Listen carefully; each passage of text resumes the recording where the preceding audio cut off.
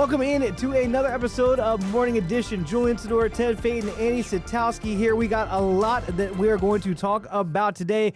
The World Cup is in full effect. Got a chance to go down to Atlanta, and that leads me to a special guest that we're going to get to in just one moment. Met somebody from Charlotte and his wife down there in Atlanta. Go figure, right? Of course. And then also, we're talking about this messy cars. Can they ruin dates? All that and more coming up on Morning Edition. But I want to bring in, guys, look at a drum roll, please.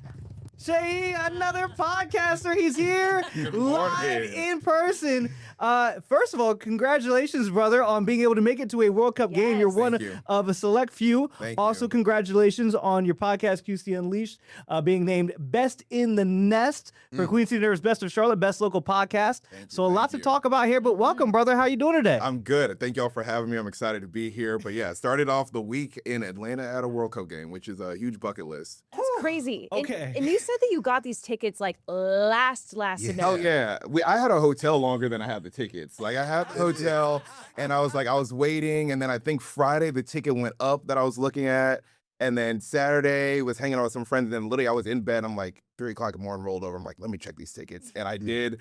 Bought them, and then my wife showed up the next day and said, hey, we have tickets. We're going to Atlanta. She was like, all right, we're going. This is what we're doing. Yeah. Sure. Sign me up. I love this. If you want to share your, I guess, your version of how this all came together, because I met your wife, but you were still in the hotel room. Yeah. So to take everybody through, I was doing coverage. We just wrapped up doing a live hit for the morning show. We go to get breakfast. And that's when I meet your wife. But go ahead. How did this all unfold for you? Altea also is the co-producer she is my producer for my podcast. So she does all the behind the scenes. So great support system. She's always trying to plug me. And so I'm in the room. I took the day off. She worked a little in the morning. She's like, the lobby's crazy. She comes back. She's like, I met somebody for you. And I was like, who did you meet in Atlanta? She's like, well, he's on the news in Charlotte. He's a local guy, Julian. He's probably sending you a DM right now. And I'm like, she got scammed. I was like, there's no way. And then I look at the DM and I'm like, oh, no way. Yeah, I've seen his face before. Go downstairs, we start talking, and we're all waiting on breakfast, and we just start chopping it up. And I'm just like, you know what? That was really clutch on her part. I appreciate her. She clutched up for sure. And we're like, all right, you know what? We have free time this week. If you can make it on the podcast, and here you are. Wait, how was the breakfast though? The most important part. Honestly, I was a little skeptical, and the breakfast was fire. And the French toast sticks that they had, ooh. Also, I got to give a shout out because Altea pulled like the ultimate wife move, which I know that like we are all married here. She's like, I'm not going to order the French toast sticks because O'Shea is going to get them himself. Yes. So she went, come on. And then she had one of my French toast sticks. I was like, well played. Well played. Strategic in that way. They like, I want this thing, but we can't get the same thing, so we can share. And I'm like, baby, had I known, I would have gotten the bigger size. But Ted, speaking of baby, you guys are expecting, and your baby's been all these places. Yeah. She's not even born yet. Yeah, she's been on a little tour. We started in February. We were in Hawaii for my birthday, and then a World Cup game and a bunch of concerts. So this little girl is getting the sights before she even gets here. So we're excited about it. That's fantastic. So what about the experience of just being down there and going to the game? I've been a soccer fan my whole life. The jersey I'm wearing there is a Nigeria jersey. So, I mean, my family's from Nigeria. Soccer is, almost religion there. So I've been loving the game forever. And a World Cup is something I remember 2010 Spain winning and watching that entire tournament and just how exciting it was. So to be there, the energy was electric. The Spain fans, the Cape Verde fans, they were in our hotel lobby singing, chanting before the game even happened. And to get to the stadium, I felt like a little kid. I'm like, there's no way we're at a World Cup game, but we were. And the vibes were so high, people singing, chanting. It was amazing. Immaculate. What was that like getting in there and walking in to, they're calling it Atlanta Stadium. It's Mercedes-Benz Stadium. Because we were outside, we were at Fan Fest, which was also lit, but going into that stadium, because the Cabo Verdeans, they were going since like 8 in the morning. They had the drum line going in there. Yes. When you walked in and you saw the stadium packed for a World Cup match, what was that like? It was honestly just a bunch of random cheers. Like Spain would cheer and then it would quiet down, and like Cape Verde would cheer, like their fans would cheer. And it was like this back and forth the whole time. And then the stadium would just kind of like erupt together. honestly, I was really impressed. Getting into the stadium was super easy. Like Really? the flow, like by the time we actually got to the line to getting into the gate took us less than 5 minutes. So the flow, they did a great Okay. job funneling people in, and then you get in and it's just like Mercedes-Benz is massive. And then there are people handing out like little things. We got these little things for like Fan Fest. You could scan. Yeah, like, go make a ahead. Show the profile. camera. You can scan. There's a QR code here, but it's got like one of these the gold flashy thing here activates something in your phone. And so then you can like create create an account and interact in the game that way. But then they had they had 2 hosts actually for the game, and they were really bringing the energy alive in the preparation for the game. And when it came for kickoff, it was Gosh, it was so exciting. They did a countdown, which I've never seen at a soccer game. Really? Down from 10 all the way to 1, and the whole crowd, no matter what your language was, chanting, screaming, and then whistle blew, and it was off to the races. Did you have a team you were pulling for, or you just, as a soccer fan, just wanted to be there for the experience? I wish I could have said I was cheering for Cape Verde going into it. Now I'm a Cape Verde fan, but going into it, I had Spain winning by at least 5 goals, and then it ended up being the most exciting 0-0 game I've ever seen of soccer in my life. Look, to be fair, most people did, right? Yeah, Most people had Spain. Yeah, absolutely. And it was, we were shocked. Like by halftime, I'm like, Spain's going to come out and like they're going to be so frustrated. They're going to figure it out. And then this goalkeeper playing out of his mind. 40 years old. First time the country's in a World Cup, and he went absolutely nuts. And I'm like, he's a hero. Like literally afterwards, I'm like, they're going to build him a statue. Like he needs from 57,000 followers before, I think this one he's at 13.3 million. Come on. Like he's got more followers than Jalen Brunson, Victor Wembanyama.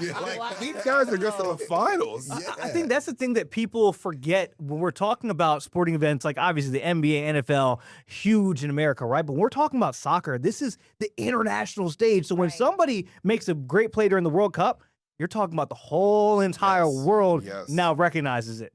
I mean, fantastic. Simply amazing. And then also, I don't know if you go saw, ahead. his mom's actually going to get to come in now. So after the game, it was really emotional that the visa thing didn't work out for her, and it's really expensive for her. And so some calls were made to some senators, and so she's actually touched down in America and actually going to be able to watch him play in the next World Cup game. And I'm like, that to me, World Cup is about stories, and to me, that's the best story out right now. Okay, so I love that. we mentioned that obviously you know a lot about stories, you know a lot about podcasting. That's why we're going to keep you around, because we can't let you be here and not talk about QC Unleashed. Again, an award-winning podcast. We have that coming up here on Morning Edition right after the break. We'll be right back. Welcome back into Morning Edition. Look, we got some award winners here at Queen City News. I'm not going to lie to you, but today we're not talking about us. Talking about our guests here. Best in the Nest, Queen City Nerves, Best of Charlotte. I'm going to go ahead and put this on the full screen so everybody can see it right here. QC Unleashed, Best of Charlotte, Best Local Podcast. There's you, my boy. Thank you. Hanging on. Thank you. Talk about this. Now, we made the mistake of getting into media. I don't know what your excuse is, brother. So I'm gonna go ahead and give you the floor here, because this isn't your full-time job. No. You just love working? What's going on? Yeah. No, honestly, so that guy right there, they just showed his picture. That's my buddy KJ. And right there, that's my boy KJ. And I called him on a random Wednesday.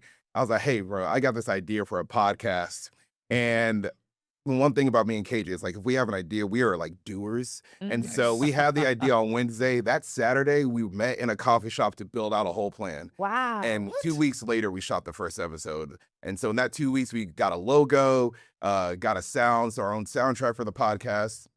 And really, we moved to Charlotte not knowing what to expect in the middle of COVID, and fell in love with the city. And I'm a people person, so at different places we go, I love. Could never tell that. No, absolutely not. But my mom said it's been forever. It's always been like this. But I love to get stories, and I feel like there's stories that I would hear that would make me more fans of the city or businesses, and people weren't hearing them. And so I was like, hey, let's share the voices of Charlotte.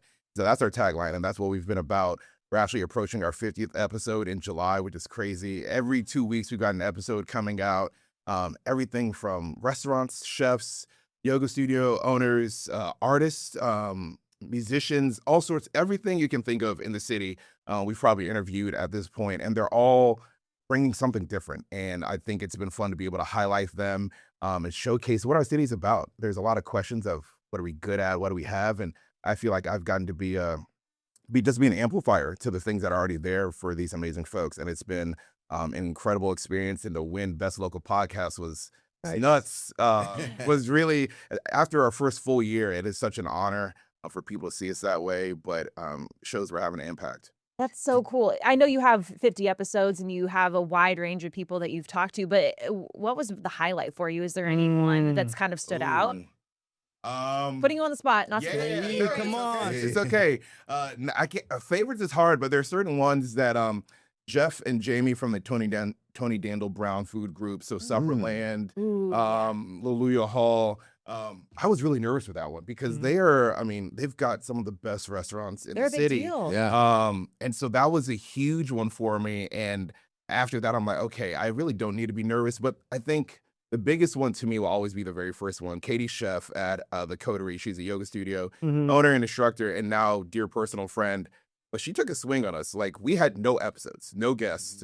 And I shot her a DM. She lived in my neighborhood. I'd gone to yoga there. I'm like, hey, would you do this? And she's like, I trust you guys. Sure. Nice. Still, we had so much fun. And that was the moment afterwards. I'm like, all right, we can do this. Like, Had after you ever one shot a episode- podcast before? Never. I don't have any background in any of this. I actively stayed away from all things media for the longest time. Wow. So that's been a learning experience too. I edit my own stuff now. Really? Okay, what do you use? CapCut. Nice. Okay. It's easy enough. It's really simple for what I need, and also when it goes to editing reels, CapCut's great for that. But my wife takes the pictures, does all the graphics. We're a 2-man team now and loving it. Nice. I like it. What have you, I guess, found to be the biggest reward that you get from these Good conversations? question, Ted. Right? Like you sit down, you talk to the business owners, you share the story. But for Seyi, what do you get? Yeah, I think the satisfaction knowing that I'm making a difference in my city. When guests tell me, man, I've never gotten a chance to tell this before. It's like, people know your brand, your business, but what do you mean you've never gotten? Because oftentimes we go and consume the product, don't get to know the people behind it. And so when guests are happy and they're like, man, I'm glad I could put this out there, or they hit me up and it's like, I've got new business because of this, or people reach out to me that get more information about this. That feels like I'm having a huge impact in other people's life, and I don't need the credit for it, but it's just awesome to see how it's able to do something for them. So that's when it's hard nights editing and I'm up late and I'm like, why am I doing this? That's the reminder I go back to, that it's much bigger than myself. It's for the people of Charlotte. Okay. So you guys obviously have a daughter on the way. What's the goal for the podcast? Is the dream for this to be the full-time job? Because you have a full-time job. Yeah, Again, love my full-time job. So what's the goal for this? To keep on growing, or what do you think? Yeah, honestly, it's just to keep going and being consistent. Yeah. And, the shooting schedule's definitely gonna have to change a little bit. My wife and I have talked about that. And she was like, I mean, if we time her right, if we get her down for a nap right before we shoot, it could be fine. But one of the things I'm not too worried about is our podcast is not. It's not stuffy. It's always been very natural. People wear what they want. They talk how they naturally talk. And I feel like if I have to have a baby in my arms in the middle of a podcast, like that's life, and that's real. Exactly. Yeah, That's real. yeah. That's real. And so we're not shying away from that idea. We're definitely going to enjoy a little break after baby girl gets here and then get back into it. But I mean, we're already shooting ahead. So that way, we talked about this earlier, when we have some of that downtime in the house and baby sleeping, like, hey, let's work on this a little bit. Yeah. Still trying to get some episodes out to finish the year strong. That's awesome. I mean, I know that everyone has a podcast, right? It kind of gets the butt of the jokes of like, oh, anyone can start a podcast, or like, oh, this is a great idea, I should podcast about it. I don't know why I put a man voice on it. It's normally like because it's normally some obnoxious man saying it. Dudes like want to talk about Bigfoot, but what? But yours, She's not wrong. We're still looking. Yeah, they're still looking for him. What would you tell someone though who really just had an idea like you did, and who might want to get into it, but they might be afraid of, I don't know how to do it. I don't even know where I would start. I don't know how I look on camera. Yeah. What would you tell them to say to do it anyway? So my answer is maybe not going to be the most popular one, and my wife laughs at it. If you're thinking of starting a podcast, my answer would be don't. And here's why. And I want to be so honest. I want to be so honest about why. Because I think a lot of people think podcasting is an easy way to go viral and to get famous and to get paid. And I think that statistics like 95% of podcasts don't make it past 5 episodes. Yeah. Like the fact that I'm at 50 puts me in some ridiculous percentage, and that's not even the hundreds that people have out there. And so I think understanding your why. What is your why? My why was never about being rich or famous from the podcast. It was like, I really want to tell these stories of incredible people in the city. And so that keeps me going. Like, that will never change, and I still want to tell those stories. But if you're doing it because you and your buddies want to laugh and you think you're funny enough to be viral in 2 weeks, by the time that 3 weeks rolls around and you got 10 views on your video and 3 likes, and it's your mom and grandma, like, it's humbling. It's really humbling, and you got to remember why you're doing it. Shay, I think that's the perfect answer, because we talk about it all the time in news. Like, if you get into this job to be on TV or to be famous, you're not gonna, because the hours, the pay is not gonna be there. Right. You will burn yourself out. Absolutely. So I think that's great advice. I want to ask another question about you getting into podcasting, right? Because I think everybody here at the table, Ted, Annie, myself, can say when we first got on air, we weren't good. Oh no, I was awful. I think I buried, hopefully, all of my tapes from. No, need to see you. I got it out there. I'm still working on it. But was there any moments to you where you got hit with the learning curve? Was like, man, talking with a mic and interviewing, this is a little bit more difficult than it may have looked. Do you have any of those moments where you're like, man, what did I get myself into? I think it's what I had. The biggest thing I had to learn was my pace, and so I try to do it like it's a natural conversation when I'm meeting somebody, but there is the intentionality of like, I need to get something out of this. I need you to answer certain questions so we can highlight who you are. And so it took a while for me to figure out that pace. So like, when I ask a question, giving them enough space to answer the question and maybe tell a story before jumping in to ask the next one. So that way it feels more like a natural flow and I'm not stepping on them. Because I don't have experience in media, interviewing, things like that. So my mom says I have the gift of gab. So that confidence was there. But gift of gab is different than when you're trying to put together a really beautiful episode to showcase somebody. And so understanding my timing and spacing and letting a silence exist sometimes. Like, that's a lot of people want to fill it, and I'm one of those people. And so letting there just be like a moment, and in some of those silent moments, people have given me like really beautiful, honest, vulnerable moments that I'm forever grateful for. I will say, if you need someone to be like a podcast hype man, Julian's been going for all of our questions. So Feels like I'm in church. I was like, If only had a worker behind me. Julian, like, I might need to get a soundboard just so I can get Julian to record it. Just to, Hey, I got you. The Jake track's in there. Well, look, Jason, you're doing such a good job. We figured, why not keep you around for one more thing? Coming up, we're talking about, can a messy car ruin a first date early on? All right, hold your opinions. We're talking about this on the other side here, Morning Edition. We're going to be right back. Welcome back to Morning Edition. We've covered starting your own podcast, the World Cup, but we had to bring in something that we talked about on the show this morning, and that was a survey. And we could have kept going, and the producers were saying wrap it up. There's a new survey just talking about the impact that a messy car can have on your relationship. So some, like 72% of people said that a messy car was an indication of a messy life. And then they actually left a first date early. I think it was like 1 in 4 because this person's car was an absolute disaster. Tell people what they had in there. Oh, I got you. Okay, so some of the grossest things in this survey were a half-eaten burger under the seat, snot smeared on something, and then the last in cigarette butts left on the floor of the vehicle. I hope it wasn't all in the same vehicle. I hope. I mean, but it might be. So, of course, we all had strong opinions on this. I want to know what our guest thinks about that. What do you think? Say.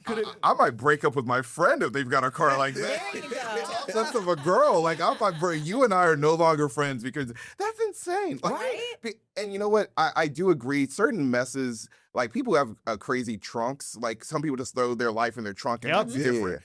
But that burger's got to smell. And if you can't smell it, I have questions. Like, you can't smell that there's a half-eaten burger under your car. Like, to me, that means your sense of smell is either dead or been shot over time, and your house probably smells like that. And now I don't want to go visit you either.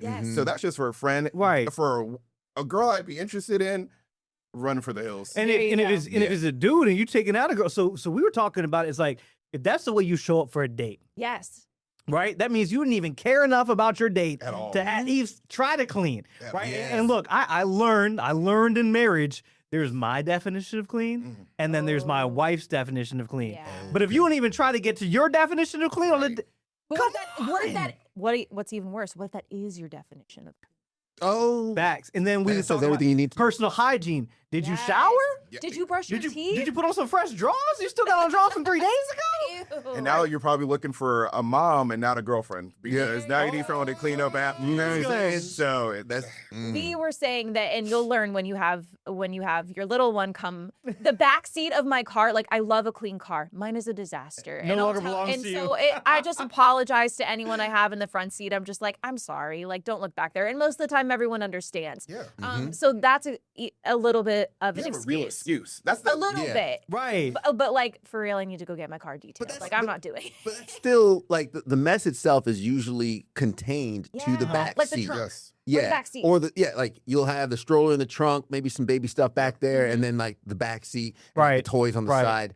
So you can contain that, and when you're in the front, you don't see it in your immediate sight, out of mind. Mhm. peripheral. So like There you there is go. a reason for that.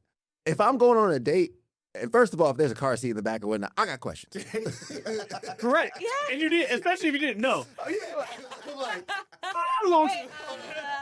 I nanny? So mom's car. Question mark? The baby did that. Who's baby? Who's baby? But yeah, that is a valid. I'm not even gonna say an excuse. That is a valid reason. Yeah. There we go. facts. Excuses versus reasons. Are there Yeah. any people in this room that have maybe taken car cleanliness to another level?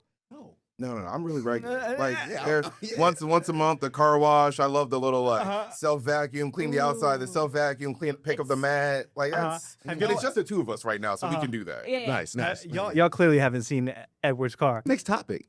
Wait. Oh. Why are we full screen on these? Edward. Oh no. Edward. Look, I'm not this- gonna let you This is slide. old we Ted. can't. This is old Ted. I'll start with. I'm sorry, baby. You were okay. Listen to this shit. Listen. Early in our relationship, someone wanted ice cream, and I had a new car. And it wasn't Ted. And it wasn't me. And it was that time of year where it was like, it was warm enough for ice cream, but too cold to just eat it outside. Mm-hmm. So you want to be inside. So Someone warm. You want to Or be you inside. wanna be Right. comfortable But this is while you like the had your outdoor ice cream spot. You know the Uh-huh. one, right? Brewster's. Yeah. So she got her the cone, and I like on the way, I was like, "You want ice cream? We're gonna have to eat it outside." She didn't know I was serious. Because why would you be? She thought I was joking. I'm so scared. So we get the ice cream, and I'm like, "All right, let's sit outside and eat it." So let me get this straight. You made your now beautiful wife, the mother of your Children. children, stand outside and eat her ice cream. Cold. Cold. While your car. there with her. Dripped all over her hands. And Shay, may I also add, we asked Ted, there was no indication from Jess at all that she was a messy eater prior to this. He had so no previous Right. experience with There were this. hints. There were signs. You know the people. Some orange flags. Baby, I love you, baby. But you know those, like, you ever see somebody when they eat a burger and the bread disappears in their process of Okay, eating but it? like that's not her fault. It just kind of And sandwiches. It becomes a trend, I love my wife, but So the you bread knew. tends to disappear when she eats sandwiches or Wait, can I ask a burgers. question then? Go- yeah, what of would be course. worse? Messy car Mm. or really messy eater? Oh. Oh, Messy car. Messy car. I think messy eater. Real? Oh, Because Jer- you're not why? always in a car going somewhere. Mhm. And like you have a different job. Like you're maybe not always on the vehicle till maybe the weekend. Yeah. We gotta eat multiple meals Yeah. together. What's the, And I have to watch you. but like, so how do you like bring it up? Like you love them, but do you bring it up and be No, like, you don't love 'em hey, yet. You don't love them. You don't love them Yeah. yet. Oh, like I first date? yeah, I'm out. Like if Oh. we're going somewhere and at the end there is sauce dripping down your hands and all over your face. Mm-hmm. I would still say messy car. I think. Messy car? I understand know. both. Both of them, I think, would be red flag. If it's so messy, if you got food over here, you look at people like, wait, And you have no idea. you're You're just right. like, You got the collars in your teeth and all that. Yeah, exactly. yeah. Both are some red flags. You know what? I think Shay's done a good enough job. We can have him back in the future. But you know what? like That's it. the time for today. Shay, thank you so much for Thank coming y'all. on. Appreciate Check it. out his podcast. Highly recommended. Again, Best in the Nest, QC Unleashed. That does it for us here on Morning Edition. We'll catch everybody next time. Thank you.